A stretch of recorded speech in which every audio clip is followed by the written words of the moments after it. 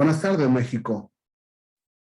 He discutido con muchos abogados una constante de nuestra jurisprudencia al confundir el proceso acusatorio mexicano,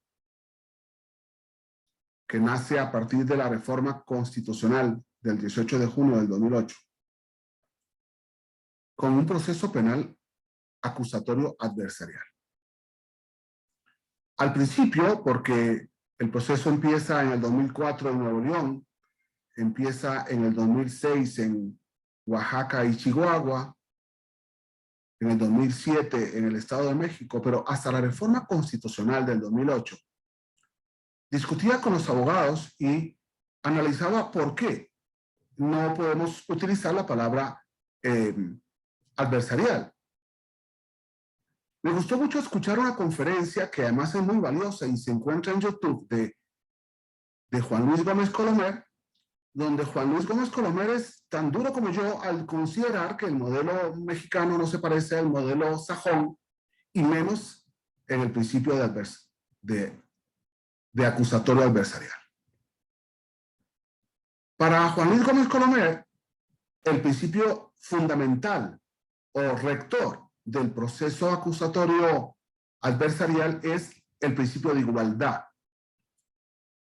Para él, cuando en Estados Unidos se inicia una audiencia ante jurado, una de las primeras ideas que tiene que tener el juez es no notar una diferencia violatoria del principio de igualdad entre la defensa y el fiscal del Ministerio Público.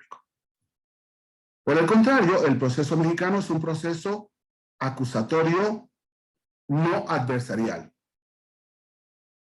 Y esto, cuando lo discuto, desgraciadamente lo he discutido con personas que en sus clases, en sus libros, en sus pocos libros, en sus artículos, en sus pocos artículos, en sus muchas conferencias y en sus muchas horas de capacitación y de clase, han utilizado el concepto acusatorio adversarial.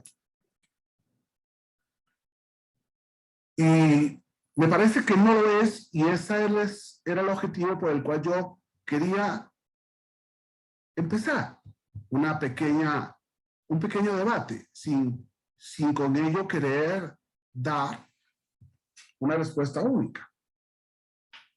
¿Por qué el proceso acusatorio mexicano no es adversarial? Respondámonos primero qué procede en el proceso acusatorio adversarial. En este juego de ping-pong tenemos a 2 contra 2. Y entonces la primera idea es que el principio rector de un modelo adversarial es el principio de igualdad. Algunos abogados me citan a mí el artículo 20, apartado A, fracción quinta, que habla del principio de igualdad procesal, que define, si ustedes son expertos en proceso acusatorio, define la igualdad de armas. ¿Por qué? Porque no es lo mismo golpear que ser golpeado. No es lo mismo acusar que defenderse. Y por tanto, en el artículo 5 no hay una igualdad procesal, porque uno es el que acusa con toda la fuerza del Estado y con toda la fuerza del Ministerio Público, y otro es el que se defiende, quizás sin tanta fuerza, quizás sin tanta igualdad. El juez en el modelo norteamericano no puede abrir el juicio si nota una desigualdad procesal entre el acusado y el defensor, entre el acusador y el defensor. En segundo lugar, el jurado. El modelo adversarial es un modelo de jurados. Y las partes deben demostrar al jurado su teoría del caso. Y por eso existe teoría del caso, porque hay carga probatoria por parte del que presente su teoría del caso. No procedemos ante jueces peritos, sino ante ciudadanos legos en un jurado, al que hay que convencer. En tercer lugar, en el sistema anglosajón, se utiliza la teoría del caso porque cada parte, fiscal y defensor, deben proponer su teoría del caso asumiendo la carga de la prueba. Pero además, los hechos, podríamos hablar de la imputación, de la vinculación, de la acusación, usando los conceptos mexicanos, tendrían entonces que utilizarse hasta el alegato de apertura o hasta la proposición inicial, hasta la teoría del caso, en el modelo norteamericano. Y en cuarto lugar, las partes no pueden cambiar la teoría del caso a lo largo del juicio porque confunden al jurado. ¿Qué procede en el proceso acusatorio oral mexicano? ¿Tenemos un proceso adversarial? No. En el proceso mexicano, el principio rector es el principio de alternatividad.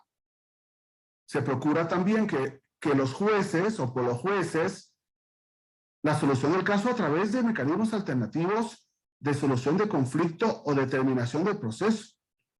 El artículo 189 conmina al fiscal y al juez a que las partes resuelvan el conflicto sin tener que ir a juicio. En el proceso mexicano, el tribunal de enjuiciamiento está conformado por jueces expertos, con experiencia, que no se intimidan por una teoría del caso, sino, por el contrario, por el alegato de apertura que solo el fiscal debe demostrar. Y por eso, el abogado defensor tiene como estrategia utilizar las mismas pruebas que ha ofrecido el fiscal para en contrainterrogatorio demostrar que su cliente es inocente, sin tener por qué ni relatar, ni sostener, ni descubrir su teoría del caso. En tercer lugar, no hay teoría del caso y a favor del imputado, en perjuicio del fiscal, se produce, uno, principio de inocencia. Ya no podemos hablar de igualdad. La inocencia es solamente a favor del imputado. Carga probatoria. El fiscal tiene que probar cuando acusa. El imputado y el defensor no tiene que probar ni improbar. Indubio pro reo. En caso de duda, el juez al final debe absolver. Y lógicamente la no autoincriminación del imputado. Cuando el imputado se autoincrimina, el fiscal no puede decir ya tengo una prueba de autoincriminación que me va a servir, como se utiliza mucho en el sistema norteamericano. En el modelo mexicano, las partes, incluido el fiscal, por lealtad, artículo 128, por objetividad, artículo 129, pueden cambiar el alegato de apertura y el fiscal puede solicitar, y déjeme decirlo, debe solicitar el sobreseimiento y debe solicitar la absolución del imputado cuando demuestra a lo largo de la investigación o a lo largo del proceso o a lo largo del debate de juicio que el imputado es inocente o que no puede demostrar su acusación. Esto es bien importante tenerlo. Y si nos damos cuenta, los 4 puntos en los que traté de resumir el proceso adversarial con los 4 puntos en que traté de analizar el proceso acusatorio mexicano, entendemos perfectamente que el modelo nuestro es un modelo de alternatividad, de solución del conflicto, de reunirnos todos en este abrazo del principio de alternatividad que lo encontramos primero para adolescentes en la reforma del 12 de diciembre del 2005, cuando el artículo 18 dice que las formas alternativas de justicia deberán observarse en la aplicación de este sistema siempre que resulte procedente. En segundo lugar, el artículo 17 en el párrafo tercero, hoy párrafo 15, párrafo quinto, para el proceso acusatorio, las leyes preverán mecanismos alternativos de solución de controversias. En la materia penal, regularán su aplicación, asegurarán la reparación del daño y establecerán los casos en los que se requerirá supervisión judicial. Y en tercer lugar, una reforma constitucional del 15 de septiembre del 2017, cuando el legislador constituyente dice que siempre que no se afecte la igualdad entre las partes, el debido proceso u otros derechos, en los juicios o procedimientos seguidos en forma de juicio, las autoridades deberán privilegiar la solución del conflicto sobre los formalismos procedimentales. Quienes conocen el modelo acusatorio pueden decir que en Estados Unidos, si el jurado condena a un inocente, el jurado condenó. Si el jurado absuelve a un culpable, el jurado. Esta indiferencia no puede ocurrirnos a nosotros. Esta indiferencia no puede ser parte de nuestro proceso acusatorio. Esta indiferencia no puede llevarnos a condenar por condenar, absolver por absolver. Esta indiferencia nos lleva a darnos cuenta de que el principio rector del modelo acusatorio mexicano es el principio de alternatividad. Si rige el principio de alternatividad, entonces se entiende la justicia restaurativa, la justicia alternativa, los mecanismos alternativos, la ley de justicia alternativa. Y la posibilidad de ir produciendo otros mecanismos alternativos para solucionar los conflictos entre la víctima y el imputado. La ley de víctimas está hecha para resolver el conflicto. Yo tengo una conferencia muy bonita en la cual considero que el juicio oral mexicano es frustrante porque hay momentos en los que no resuelve absolutamente nada. Es frustrante, nos lleva a la frustración. Hay gente que tiene miedo al juicio, a los delincuentes, a los hechos delictivos, a la policía, a los fiscales, a los jueces. Da mucha pena que hasta hoy, por ejemplo, la Fiscalía, a pesar del artículo 21 de la Constitución Política que le dice que debe investigar los delitos, que debe investigar donde debe investigarse, que debe acudir a la escena del crimen, que la policía no puede actuar sin control y mando del Ministerio Público, no va. No asume la investigación. Están metidos en un escritorio tratando de resolver los grandes conflictos del país en materia de delincuencia. No van al lugar de los hechos.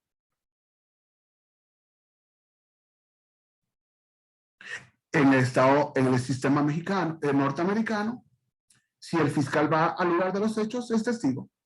Y tiene que actuar como testigo y referir como testigo bajo pena de decir verdad, lo que vio, lo que escuchó, etc. En México no.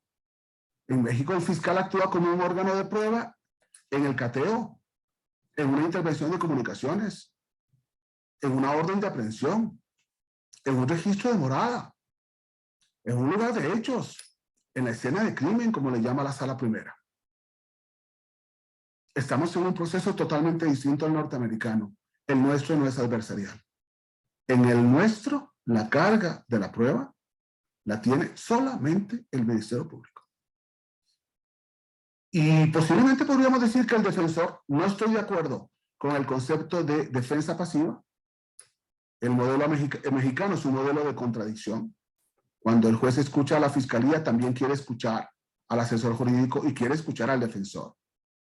Y si el defensor no dice absolutamente nada, el juez tiene que resolver según la tesis del fiscal, porque no hay oposición, porque no hay contradicción. Hay muchas cosas que venimos haciendo mal. Lo importante es que no podemos cometer injusticias. Y no podemos confundir un proceso con otro.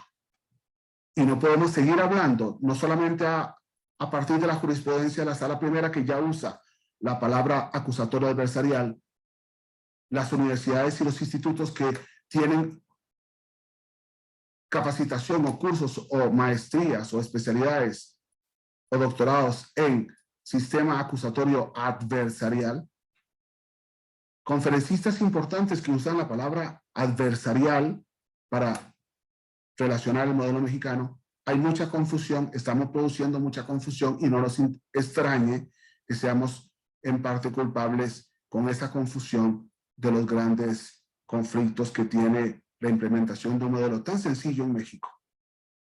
Espero en algún día hablar de el formalismo innecesario que hemos ido introduciendo los abogados. Muchas gracias.